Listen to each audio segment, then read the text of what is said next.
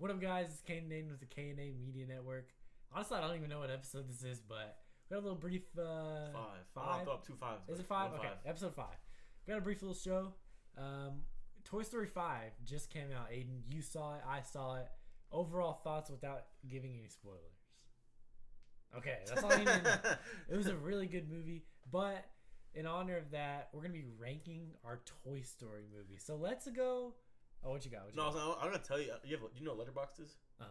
You should cop that, bro. Bro, I've heard a lot of people say I should cop that. Because honestly, it's one of those things where I'm not a film guy. I don't think either one of us are. But it's like, I mean, it'd be fun, like whatever, like just to follow each other on there or whatever. I'm down. Look, I should cop it. But we're gonna be ranking our Toy Stories. So Aiden, let's go 1 and 1. So let's go ahead and tell me what you think the worst Toy Story is. Your 5th best Toy Story.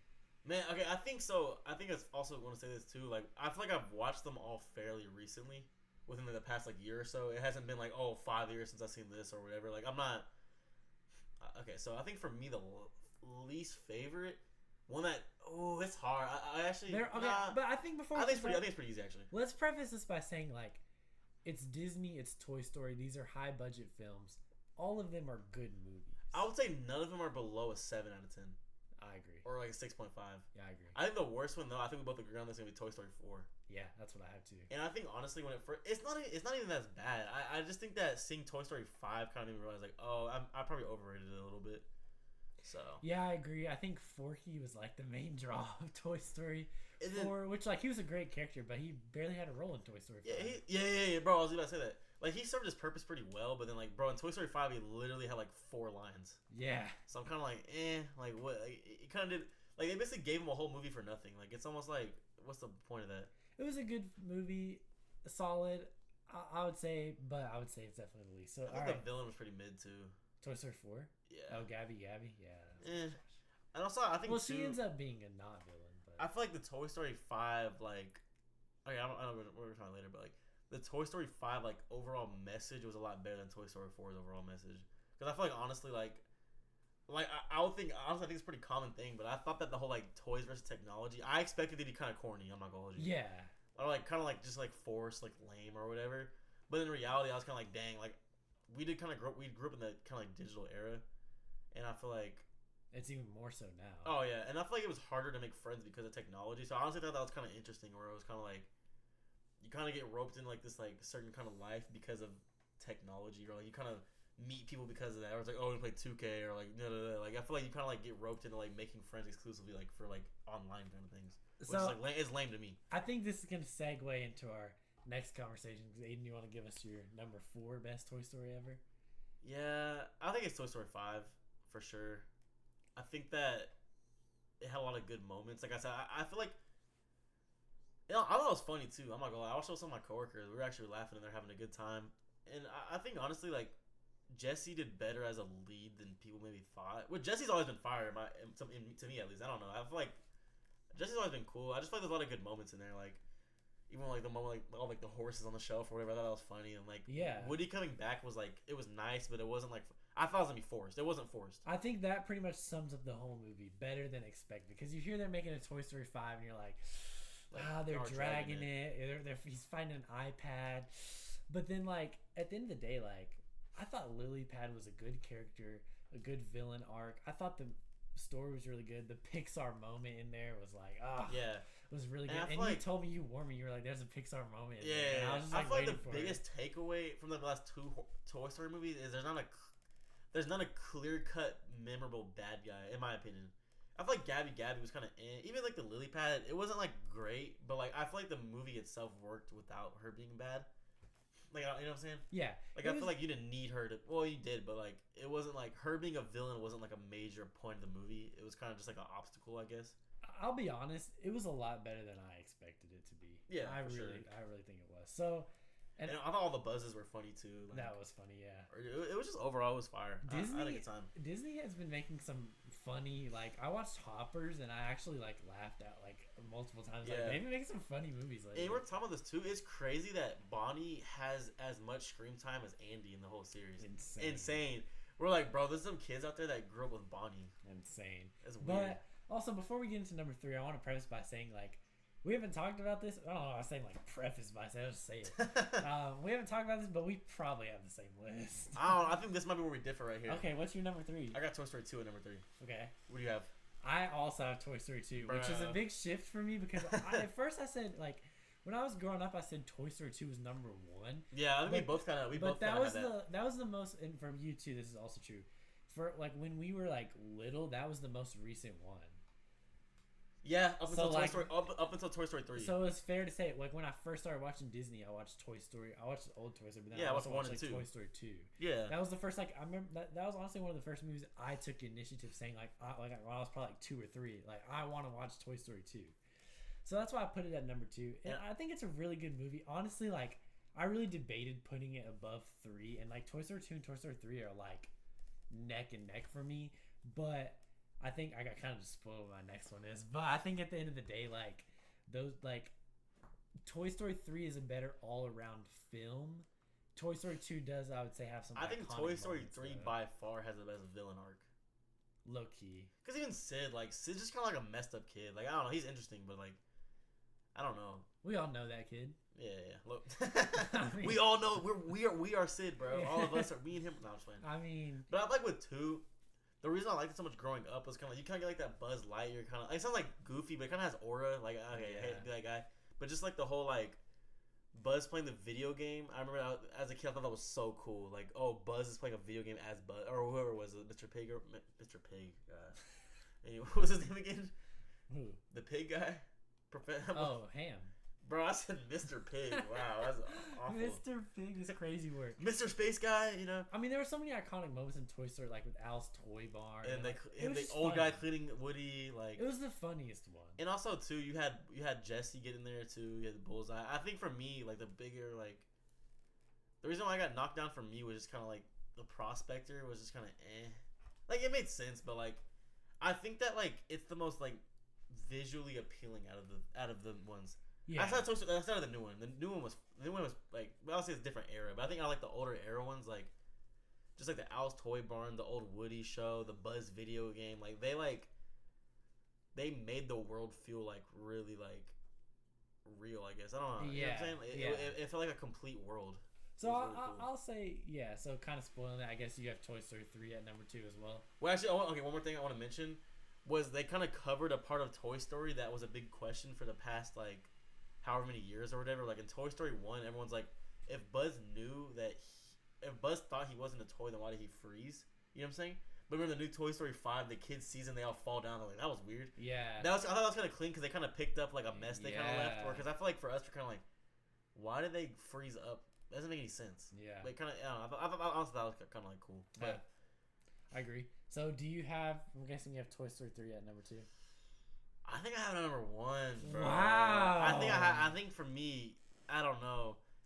I just think it's a better movie. Like I feel like okay, Toy Story 1 has like it has like the charm. I would say it has the charm factor. It has like it's probably overall funnier. Just like I don't know. Like I'm trying to think of like more iconic. Buzz looking alien there. Yeah, like where? Yeah. You know what I'm saying?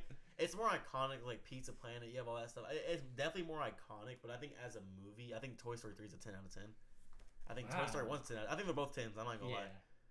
I just think for me, what it comes down to, I think Lotso might be the best Pixar villain of all time. Wow. Might be. I mean, who would you put above him? Think about it. I mean, even Incredibles. You have what's his name?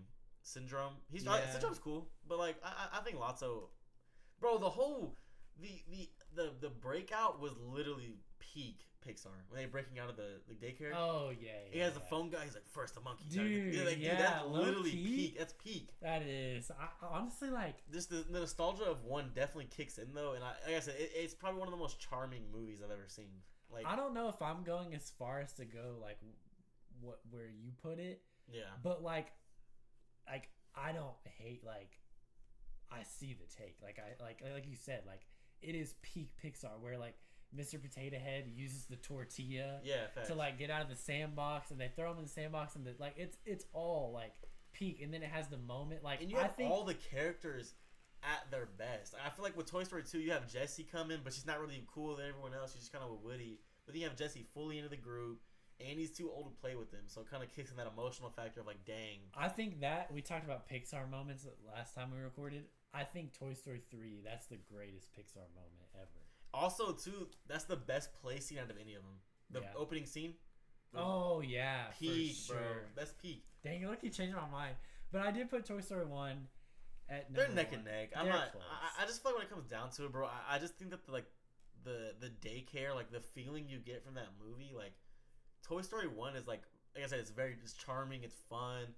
I think as a kid it's better, but when you get older, like Toy Story 3 is more like it's almost like a thriller, bro. Like I don't know how to explain it. Like it's like deep. It's like dang, like it's actually a deep story, and Lotso like kind of gets thrown out. Like bro's villain arc was actually insane. Like bro had a Darth Vader villain arc, bro. Like this dude Lotso, like you know what I'm saying? It was so in depth of just like I want to get so much deeper. Like but like honestly Lotso's even like a deep character where he's like was thrown out like trash. He's so afraid of being thrown out like trash that he like manipulates all his people around him because he like you know what I'm saying like when in reality like even like Sid is just a messed up kid like or like not even messed up it's just like a weird kid like so just to recap because we forgot to know you have 4 or you have going top to bottom you have 3 1 2 5 4 I have 1 3 2 5 4 I just want to ask one more question. What made you like I guess you didn't really talk a lot about Toy Story 1 like and you kind of talked about why like the differences but what solidified like I guess you kind of already answered this but what solidified like Toy Story 1 being in the second spot versus Toy Story 3? I think it's the feeling like I mean it's not like lame but it's just a good movie. I feel like honestly like it's so like long. It's so like there's been so many movies since then. You like almost forget that Woody and Buzz were rivals in the first movie. Like it's like it feels like so weird. But I feel like honestly the rivalry was like so it worked so well and it was so funny. Like they were literally just going at it the whole time, and I feel like that made it funny. And then also like one of my favorite moments is when he tries to fly and he like breaks. Like bro, it's not like stupid, but it's kind of like that was just such like a big like as a kid you're like it was like it was like dang you kind of felt it like dang bro like bro realized he's a toy like every single one of them has that emotional factor but I just think like just the way the whole movie is just like the rivalry and just all that like it's so interesting and like I don't know what was the big play scene in that one? Was there one in that one? I don't think so. I'm trying to there think. Had to have been one but it's probably like we're like oh it's probably I think it was but honestly anyways I would say Toy Story 5 play scenes fire fire. Like the whole animation the way they were style. Animated, Some people say they didn't like that. I was like, bro honestly, that was cool. And honestly, Bonnie as like a 10-year-old girl is gonna play different than a 10-year-old boy. Oh, for sure. Like we were talking this too. Like, bro, if you're a boy, what's every toy growing up? Race car, grenades, guns. Like, dude, we were getting and like girls are more like it's not they have Barbies. They have like, you know what I'm saying? That is cool for Toy Story in that era though to have like that. Just regular toys. Yeah. Overall, good conversation, interesting stuff. I didn't know you were gonna put Toy Story 3 at number 1, but I'm not surprised. Honestly, going into this, I had it at number. I had Toy Story 1. Really? But I kind of thought about it, and I was like, I've gone back and watched Toy Story 3 way more times. Not gonna lie. Yeah. And I don't know. I think the only ones that I like don't really care to rewatch are probably 4 and. Maybe 2 for now. I don't know. Really interesting. I just feel like I've seen it a lot. Like I said, I feel like we've seen 2 the most. Oh yeah, for sure. Because it's just such like like I said, it was the most recent one whenever we were kids. Yeah. And like I said, I was also in the Al's Toy Barn, and then like I remember we had like that Toy Story video game. Oh yeah. Where like you played as like Buzz, like you basically played the mission that he's playing in the beginning of Toy Story 2. Yeah. So I thought that kind of like feeds into it. And just like I thought Al's Toy Barn was just the coolest thing ever, bro. Facts. So. But interesting stuff. Good conversation. Now we're gonna hit a little transition and put on our commissioner's hats. We're going to talk about if we were the commissioner of every sport, what would we do? What would we change? Yeah. So I guess we'll start with basketball because that's the main sport that we, of course, bonded over and know the most about probably. Yeah. If you were the NBA commissioner, I'll ask you this in 2 ways. Number 1, first off, what's something you would add to the game? So like something new that maybe is not in there that you think you would want to add. It's a tough question. Okay. It could be like something very small too. The thing that the NBA is focused on too much, I think, is tanking. So I feel like it's how do you go about that? I feel like honestly, like I saw this guy basically was like once you're out of the playoffs, like the more games you win actually increases your draft lottery odds, and I thought that was an interesting take because I feel like it's kind of like well, what if the team just sucks forever and they can't win games? Which like that's a fair point, but at the same time, like I don't know, I feel like tanking is a bit overrated as a whole. I don't know. If you did that, you would have to go by winning percentage because the team that gets eliminated from the the last place team will get eliminated from the playoffs way earlier and have way more games to play and more opportunities to win. Then maybe after like certain amount of oh yeah, that's true. So that's all. So like I don't know. I do agree with you though. I think the tanking is a little bit overblown, but maybe that's again just me being a fan. I mean, we were Rockets fans. But, like, even for me, like, I don't really watch a ton of Rockets games. I more so just watch all of the NBA. And as watching all of the NBA, it doesn't bother me. But if I was a fan of a team that just tanks and tanks and tanks. I think the main problem with that is, like, it's not even just it's not most of the tanking. It's mostly, like, the sitting out players. You can't sit out star players all the time. You can't and do there's that. no line on it. Like, the Jazz got fined for tanking in a game that they won. And then, like, the fines that Adam Silver handed out, he never really justified those. Yeah. So I just think, like, they're waging a war, but they're not, like, not properly. And I agree, like, it kind of needs to be fixed because, I mean, I read an article a couple months ago where, like, an executive said, like, yeah, the easiest way to get good in the NBA is to tank. And that's true, but we can't have executives saying that. So I think I agree with you, tanking. For me, I also think they're, like, Adam Silver always... His main talking points are what? Tanking, expansion, and the Euro League. All three of those things, I think there are more pressing issues than that. Like, I would rather him talk about fouls, go after fouls, than go after... Bro, expansion, like, let's be real. It's cool, but what are they doing it for? Yeah. Like, and also, too, oh, no, there's a huge problem with gambling. NBA players are gambling. We're going to put an expansion team in Vegas. Yeah, that exactly. just seems like a recipe for also, disaster. Too, we talk about this. They don't really go after guys like, because like Jonte Porter got banned from the NBA. Now imagine if a major star did that. It's easy to ban Jonte Porter and who else? Malik Monk and guys like it's Malik Beasley, not Monk. Sorry, Malik Beasley. It's easy to ban those guys. Like boom, ban them. You're done. What's gonna happen with the Kawhi investigation? Exactly. Are they gonna come down hard on him if they found? I mean. Yeah, which I think obviously what he did doesn't impact the game he was playing. He didn't gamble. So that's fair, but like, be consistent, right? Like, what if LeBron was gambling? What if Curry was gambling? What if Ant was gambling? What if Ja was gambling? Are you gonna ban them? I don't think so. I think more so than I agree with you, but I also think it's more so the way the NBA like and Adam Silver play both sides, like. You know, gambling is an issue. We need to fix it. We need to solve it. We're going to ban players. We're cracking down hard on it. And then Adam Silver, that's his press conference on NBA TV. It goes to commercial break. DraftKings is the official sponsor. Then, like, watching the finals, everything is DraftKings. Everything is FanDuel. Everything is Polymarket. Even on jerseys, isn't there like gambling ones on jerseys too? I don't know if there is on jerseys, but number one, it's annoying. Yeah. Okay, for people that don't do it. Number two, it's like obviously, look, sports gambling is going to exist. It's existed forever. People were probably writing it out on the tickets in Vegas. I just ask that you just keep it separate. Yeah. Like, I don't want, like, I mean, even on the broadcast, though, too. Like, the commentators come back. Now we're going to do the DraftKings over-under. I'm like, dude, who cares? I mean, they do it on every sport. I'm like, how much money do y'all really need? Because I'm like, y'all were in business before that. I think the biggest reason why is that if people start gambling money on it, then what does that do? More people are going to watch it. Yeah. So then there's the ratings go up. But it is annoying, like, even the pregame shows. Like, you're trying to watch the pregame show, you're trying to see analysis about the game, learn what's going to happen, see what's going to happen to the game. And they're talking about, like, I was watching the Wings game the other day, and I turned on the pregame show. I'll just see what they're talking about. AZ Fudd over under 14.5 points. I'm like, bruh, just tell, like, come on. Like, hey, look, bro, did I run a UFC pro the other day and hit it? Yes, I did. Does that mean I'm going to threaten someone's life if they lose a fight? No, like... It's everything. Like, you have players that like sell a game like, oh, I'm gonna kill you. Look at Kane got a hate message the other day, man. Let's highlight that. If I ruined your parlay, I am not sorry.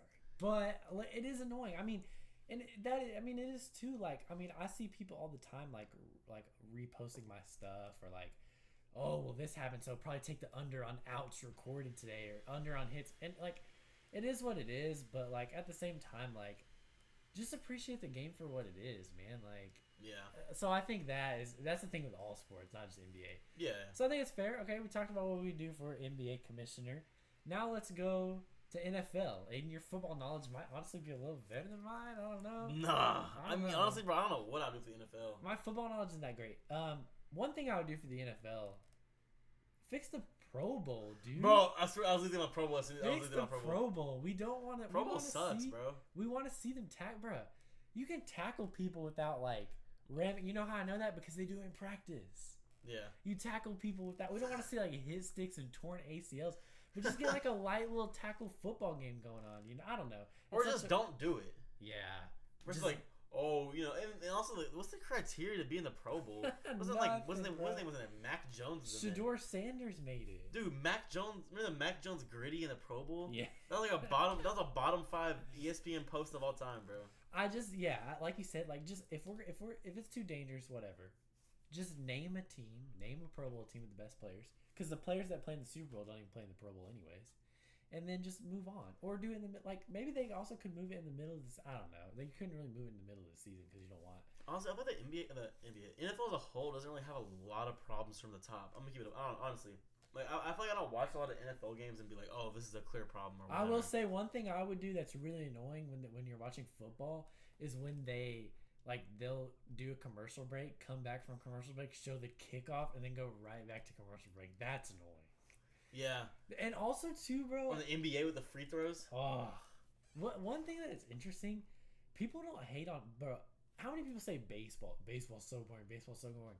Football games are on average longer than baseball games. These games are long. Yeah. And then like, I mean, technically there is more action in football, but how much of it is like legitimate action and how much of it is like 2-yard rush? That's like, true. I'll be honest, like, football for me, like, I'm not a football. Like, I'll watch any basketball game, any two teams playing. I'll watch a lot of baseball. I'll watch not as much hockey. But for football, I really just watch my teams play in the big games. Like, Sunday Night Football. Oh, Monday Night Football. I really don't even watch it at this point. Yeah. I just think, honestly, I think football in general, and I know this is a hot take, I think football is pretty overrated. Yeah. So, I don't know. I think I would fix the Pro Bowl for sure. Other than that, I don't really know. I feel like people call basketball a highlight sport. To me, football is a highlight sport. I think football is a highlight sport for sure. Like, I don't know. I just feel like, I don't know. It's very It's a very moment. I feel like every sport's momentum based, but I don't know. I feel like I find myself getting bored quick with NFL games. Oh, 100%. Which, to be fair to baseball, I literally haven't sat down and watched a baseball game in like.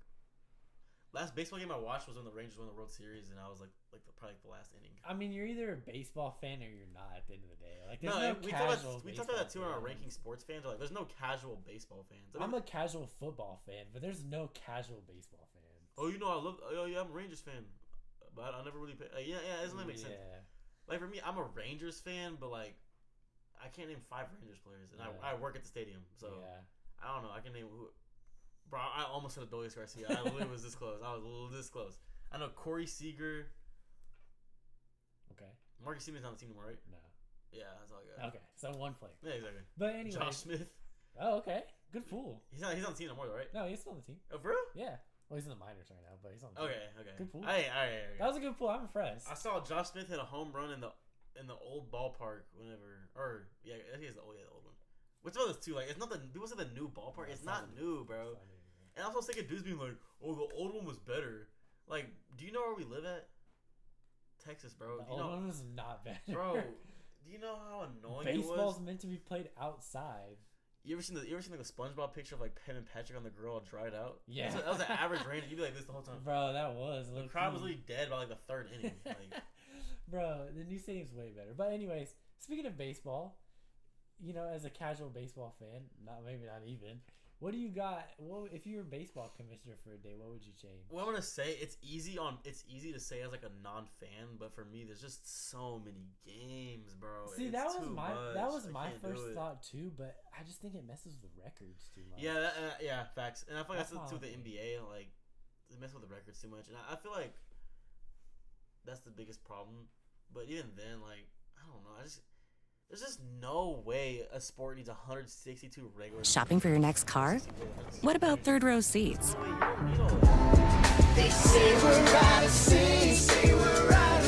With millions of cars nationwide, Auto Navigator makes it easy to find the perfect one for you, whatever that may be. Days of August. Ooh. I don't know. I think I would probably like. I mean, I don't know. It's so hard because, like you said, the main one would be games. I would do something with the World Baseball Classic. I think that it's a big opportunity. It's doing really well that they're not really like capitalizing. I would keep it every 4 years, but maybe like move it to the middle of the season so that pitchers would actually play. And also too, the whole thing where like you play some of it and then you leave in the middle of the tournament. Yeah. If you're not gonna be there the whole time, you shouldn't be able to play. So I think that. I don't know. I mean, I think also too. I think divisions in sports are kind of dumb. In my you think opinion. they should go to just? I guess in MLB it would be leagues like American League 1 through 8 national. Yeah, kind of like. I think NBA actually does it perfectly, just by conference. It's nothing to do with league. We do by division. Doesn't make sense. The playoff format is kind of because the Rangers are leading the division, right? 2 games over 500. Yeah, exactly. So like, I'm sure, and like, so then they'll be in the playoffs, right? Yeah. So like, but like, is there another team in another division that's better than y'all that y'all would be over? Oh, for sure. So that doesn't make any sense. So I was like, why would I want to watch a sport where the best teams don't make it? I think the playoff format could use some work, and they've changed it over the last couple of years, but it could use some work. I agree. Because the NBA has divisions, but it just means you play more that year. Yeah. Which honestly, I think that's fine, honestly. But a lot of those are geographical, so those are the rivalries. A lot of rivalries are geographical, so yeah, which is fine. But I'm saying a division shouldn't be. I don't know. It just doesn't really make sense to me because it's like in the World Cup, like groups. Yeah, I mean, it makes more sense that way because for like sure. there's a lot more teams Yeah. or like there's a lot of talent each way, and there's only limited spots. So it's kind of like it's not like a playoffs where it's like no team is gonna go. No team like there's not gonna be a team that wins like every game. The team above them that wins every game, and then they win like the goal differential. You know what I'm saying? Like there's not gonna be a situation like that. Where I feel like with baseball, it's kind of like. You can win 20 less games than a team, but if they're losing their division and you're winning your division, then you would be above them. Yeah. Which is like, why would I want to see that? That doesn't make any sense. Yeah, we got to fix that. Obviously, we're going to see what happens when the CBA is expired and there's possibly a lockout because we've got to fix free agency. The offseason is a major drag.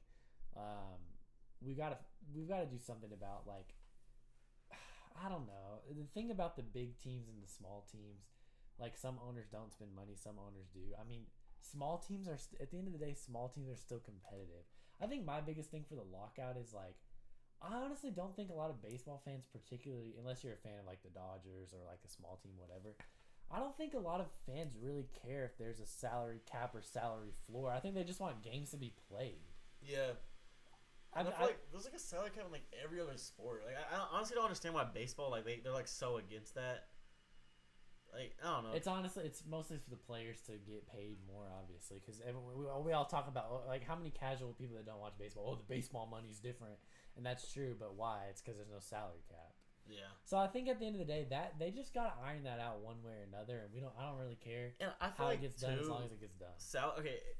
It's like it's one of those things, but it's like it's also unfair to be like, oh, we live in a bigger city, so we can sign way better players. Like you know what I mean? Well, but if it doesn't really, if the result isn't that high, like when's the last time the Yankees won anything? Yeah.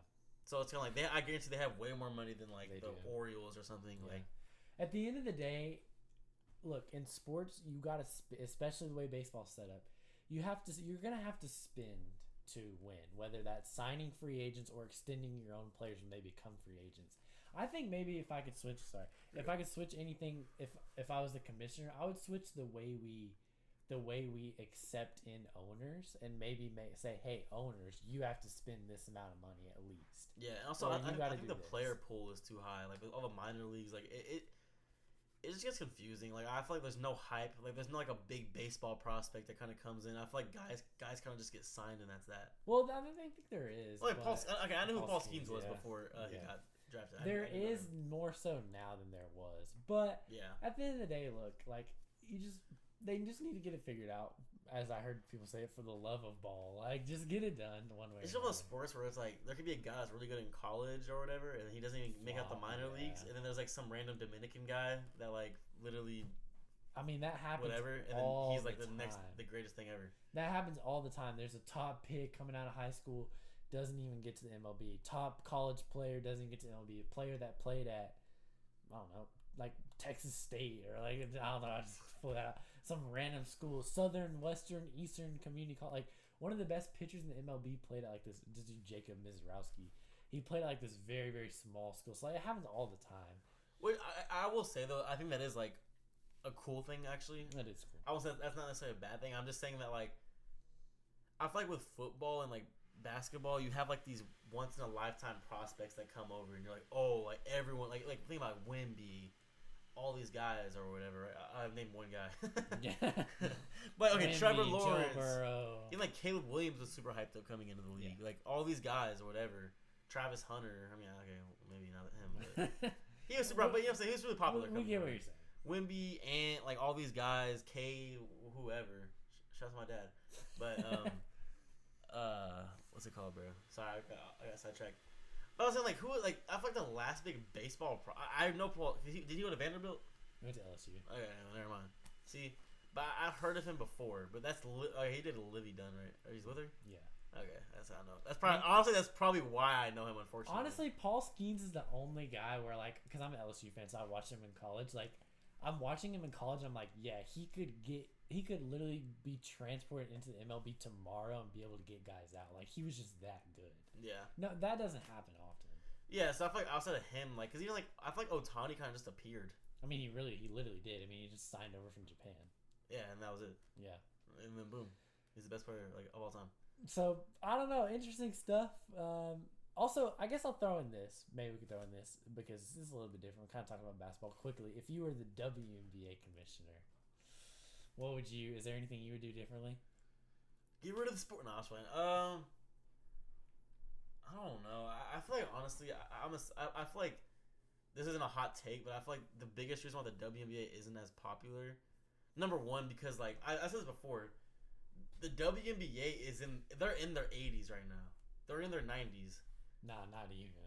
Not even. Yeah, see that's what I'm saying though. So it's like I feel like people always be like, oh, like NBA standards. Oh, Jordan would do this, and nowadays you're like, well, I'm sure in like 30 years the WNBA will be way better than it is right now. 100%.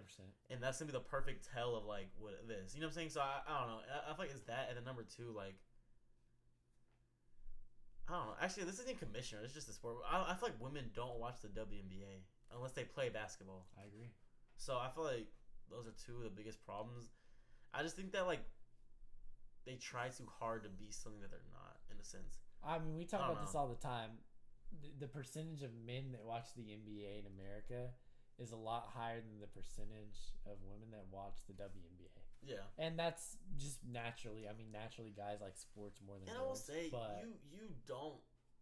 I think the WNBA is definitely overhated. Like I feel like I've seen some like clips or whatever. Not say a game. You get one out of context clip, and bro, that stuff happens in the NBA all the time. Yeah. It's like when Harden bounced the ball on his own face. Yeah, like that's like every WNBA clip. But then I've seen some clips of WNBA where like, oh, that's actually a good play or whatever.